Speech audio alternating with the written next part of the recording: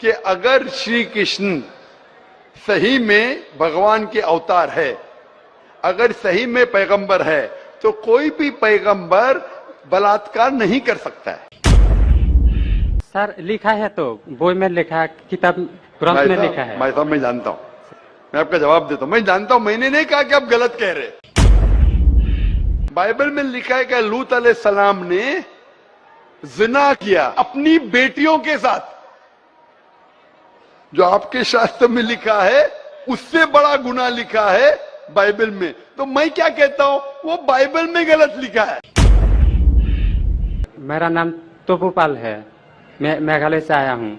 मेरा सवाल है, हम लोग श्री कृष्ण को सबसे बड़ा भगवान मानते हैं। जब हम हिंदू शास्त्र पढ़ता हूँ, उन शास्त्रों में लिखा है कि श्री कृष्ण ने शंखचूड़ के बीवी तुलसी देवी को बलात्कार किया, तो क्यों हम एक बलात्कारी को भगवान माने?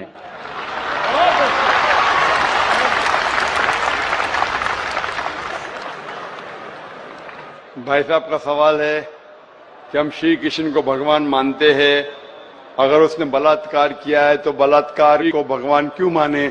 भाई साहब, जैसे मैंने कहा कि मैं हिंदू धार्मिक किताब पढ़ चुका हूं, वेद पढ़ चुका हूं, महाभारत पढ़ चुका हूं, रामायण पढ़ चुका हूं, और मैं जब पब्लिक में प्रचार करता हूं तो मैं ऐसा प्रचार करता हूं, अच्छी बातें कहता हूं, पढ़ता हूं सब कुछ, यकसानियत की बात करता हूं और कहता हूं, इख्तिलाफ की नहीं करता हूं।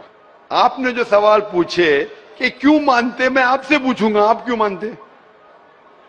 आप अगर कहते नहीं मानना चाहिए तो आप मत मानो। तो मैं समझता हूं कि अगर श्री कृष्ण सही में भगवान के अवतार है, अगर सही में पैगंबर है, तो कोई भी पैगंबर बलात्कार नहीं कर सकता है। सर लिखा है तो बोई में लिखा है, किताब ग्रंथ में लिखा है। भाई साहब मैं जानता हूं, मैं आपका जवाब देता हूं, मैं जानता हूं, मैंने नहीं कहा कि आप गलत कह रहे। मैं आपको कह रहा हूं ना, मिसाल देता हूं मैं। लूत अलैहिस्सलाम कुरान में लिखा है कि अल्लाह के पैगंबर है, ठीक है, लेकिन श्री कृष्ण अल्लाह के पैगंबर है, कुरान में नहीं लिखा है। लेकिन अल्लाह के रसूल फरमाते हैं कि इस धरती पे 1,24,000 पैगंबर भेजे, नाम से 25 है, उन 25 में से एक का नाम लूत अलैहिस्सलाम है। जब मैं बाइबल पढ़ता हूं, बाइबल में लिखा है कि लूत अलैहिस्सलाम ने जिना किया अपनी बेटियों के साथ। जो आपके शास्त्र में लिखा है उससे बड़ा गुनाह लिखा है बाइबल में। तो मैं क्या कहता हूं, वो बाइबल में गलत लिखा है। लूत अलैहिस्सलाम पे मैं इल्जाम लगा ही नहीं सकता हूं, क्योंकि लूत अलैहिस्सलाम अल्लाह के पैगंबर है। आप समझिए ना? तो मैं कहता हूं कि वो चीज जो बाइबल में है वो मिलावट है।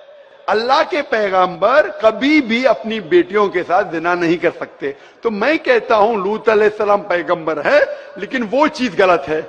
जहां तक कि श्री कृष्ण का सवाल है, श्री कृष्ण का नाम कहीं भी कुरान में नहीं आया है, कहीं भी हदीस में नहीं आया है, लेकिन हमारे पैगंबर मोहम्मद सल्लल्लाहु अलैहि वसल्लम आखिरी पैगंबर फरमाते हैं कि दुनिया में 1,24,000 पैगंबर आ चुके।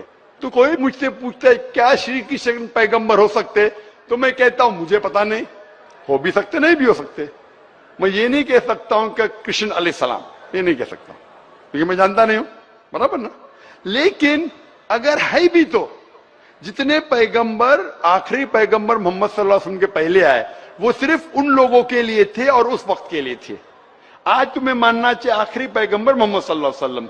तो इसीलिए इस शास्त्र के बारे में मैं जानता हूं, श्री कृष्ण के बारे में, मैं राधा के बारे में भी जानता हूं, श्री कृष्ण की कितनी बीवियां दो भी जानता हूं। श्री कृष्ण की 8 बीवियां थी, बाद में जंग के मैदान में 16,100 बीवियों से शादी किया, कुल मिला के उनके पास थे 16,108 बीवियां। कितनी?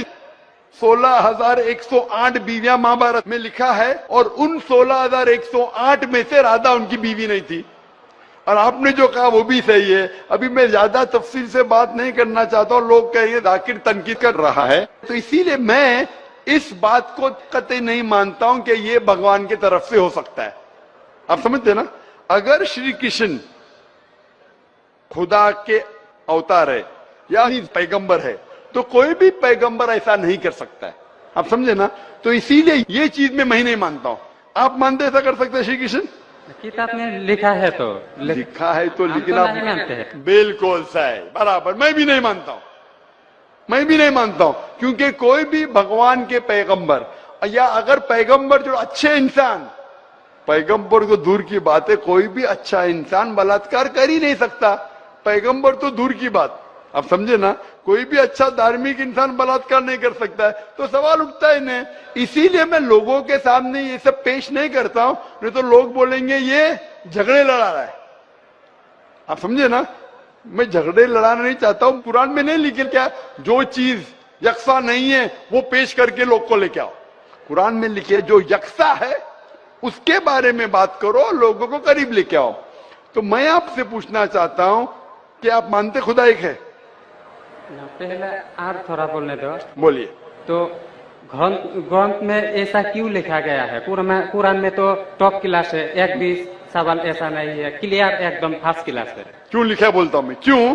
क्योंकि जैसे मैंने पहले कहा कि वक्त के दौरान ये जितने किताबें कुरान के पहले आई वो महदूद थी, एक वक्त के लिए, एक लोगों के लिए, वक्त के दौरान बदलते गई और एडिशन आते गए। जैसा मैंने पहले कहा कि महाभारत असल में जब आप पूछेंगे पंडितों से, महाभारत सबसे पहली बार अर्जुन के ग्रैंडसन ने कहा था। महाभारत उस टाइम 8000 श्लोक थे, उसने दोस्तों से कहा, बच्चों ने बाप ने बेटे से कहा, फिर वो बाप ने बेटे से कहा, अपने बेटे से कहा, कहने कहने से हो गए 24,000 श्लोक। अभी 8000 से 24,000 16,000 तो कोई ना कोई लिखाएगा ना, खुदा ने थोड़ी लिखे, वो तो इंसान ने लिखे। आज के तारीख में 1 लाख श्लोक है, तो ये सब मिलावट है ना, तो ऐसे मिलावट आती गई। इसीलिए मैंने जब पूछा कि अगर 1 गिलास पानी है, साफ पानी है, 1 कतरा गटर का पानी आपके सामने डालूंगा, आपके सामने डालूंगा, गंदा पानी, काला पानी, 1 बूंद उसे मिलाऊंगा तो नजर नहीं आएगा, आप वो पानी पीएंगे? क्यों? मिलावट है। अगर चुपके से किसने मिलाया आपको नहीं पता तो शायद पी लेंगे, बराबर ना। तो जब पता चल गया कि मिलावट है बाकी शास्त्रों में, तो साफ और सुथरे शास्त्रों की तरफ आओ ना, इसमें एक भी मिलावट नहीं है। चैलेंज है कुरान में, कुरान का चैलेंज है। इसीलिए जो लोग तनकीद करने की कोशिश करते हैं, एक फेमस आदमी है विलियम मोर, जो बहुत तनकीद करता है इस्लाम का। तो ये विलियम मोर ने, जो सबसे ज्यादा कट्टर खिलाफ था इस्लाम के, 200 साल पहले लिखा कि एक वाहिद मजहबी किताब जो 100% अभी तक के हूबहू वही है, जरा भी मिलावट नहीं है, वो था ईसाई। उसने कहा वो कुरान है। तो जो तनकीद करने वाला ऐसा लिख रहा है कि 100% वाहिद किताब जो 100% अभी तक सही है वो कुरान है। तो इसीलिए अगर आपको पता चला कि बाकी किताबों में मिलावट है, तो आप सही किताब की तरफ आ जाओ, कुरान की तरफ। हमको मालूम है, लेकिन लोगों को नहीं मालूम है। तो लोगों को छोड़ो, आप क्यों नहीं पहले मान लेते? आपको मालूम, आपने अमल कर रहे, तो बाकी लोग क्यों अमल करेंगे भाई? लोग तो खराब नहीं देखता है, सिर्फ बोलता है अच्छा है, लेकिन लिखा तो हम शास्त्र क्यों माने वो? तो मैं आपसे पूछता हूँ, आप क्यों मान रहे फिर? सिर्फ उसी तरह। और छोटा एक क्वेश्चन है, 2 मेरा क्वेश्चन है। पूछे। कल लाइन लेके आया लेकिन मौका नहीं मिला। ठीक है, अभी मौका मिलेगा इंशाल्लाह, बोलिए, पूछे। शिव को हम लोग भगवान मानते हैं। जब हम हिंदू शास्त्र पढ़ता हूँ, उनमें लिखा है शिव ने भिक्षा मांगकर अपने पेट पाला और नशे वाला चीज खाता था, तो एक भिखारी और नशे वाले को क्यों हम लोग भगवान माने? भाई साहब, मेरा जवाब वही है, मैं आपके शास्त्र पढ़ चुका हूं। ये सब मैं तकरीर में बयान नहीं करता हूं, क्योंकि मैं नहीं चाहता हूं दूसरी किताब के बारे में तनकीद करूं। ये मैं मानता हूं जो आप बोलते बिल्कुल सही है, बिल्कुल सही फरमाते, लेकिन मैं ये सब बात करूं तो दंगे फसाद हो जाएंगे ना। मैं अमन वाला आदमी हूं ना।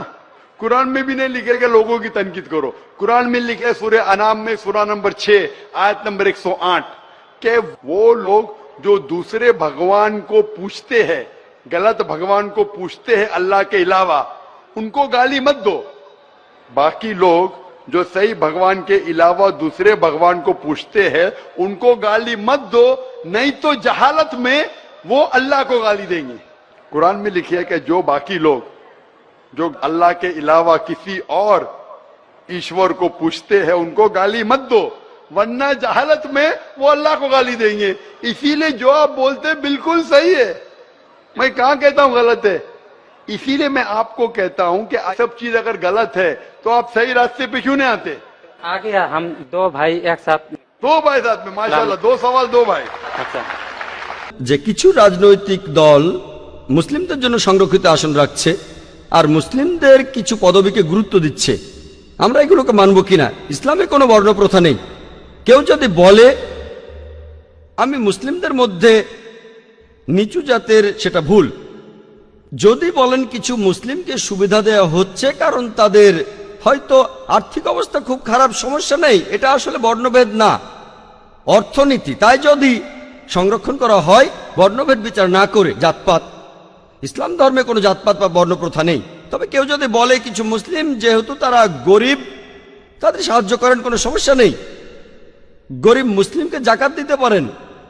কোন মুসলিমকে যদি সাহায্য করতে চান যেহেতু সে গরিব, আর্থিকভাবে দরিদ্র, এই দরিদ্র লোকদের জন্য করা যেতে পারে। হিন্দুদের মধ্যে যেমন বর্ণপ্রথা, ইসলামে তেমনটা নেই।